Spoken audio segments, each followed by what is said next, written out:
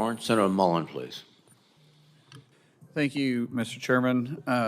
Ms. Dalton, I did enjoy visiting with you and actually all three of you all in the office. And I asked you this question while you were in there, and I would like for you to be as precise as possible. Could you please explain in roughly 60 seconds why you're qualified to be the Undersecretary of the Air Force? Senator, I have a deep appreciation for our service members, and though I have not worn the uniform myself, I have been on the same team with them since I was 22 years old, and I have family members that have also served. If confirmed, I would work with officers and enlisted leaders to ensure that we're providing the best possible care and support for our airmen and guardians that they certainly deserve. I also wanted to share just a very short story. In 2010, when I was a career civil servant, I turned down an opportunity at the White House to serve on the National Security Council to deploy as a civilian advisor to Afghanistan because I believed that's where my country needed me the most at that time. And as a defense civilian, I thought it was important to understand what it was like to work in an operational command in wartime.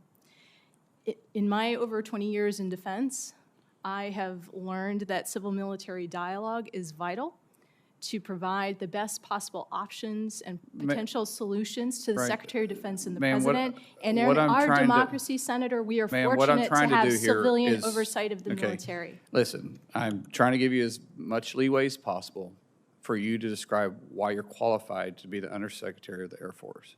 Understanding the duties, and I'll read it pretty plain here, the duties and responsibilities responsible for the affairs of the Air Force, Space Force, including organizing, training, equipping both services for the welfare of approximately 700,000 active duty guards, reserves, civilian, and personnel, oversees an annual budget of more than $173 billion in direct strategies, policy development, risk management, purchasing of weapons, technology investment, and human resource management.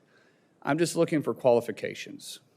You didn't give me any qualifications. You gave me your history, your story. But what makes you qualified to be the Undersecretary of the Air Force? We're at a serious, critical time right now in this country. And we need the best and the brightest. And I'm sure you're great, and I'm sure you're extremely bright. But are you the best to be the Undersecretary of the Air Force? I don't see it. That's no stab at you. I'm just saying that at a time when we're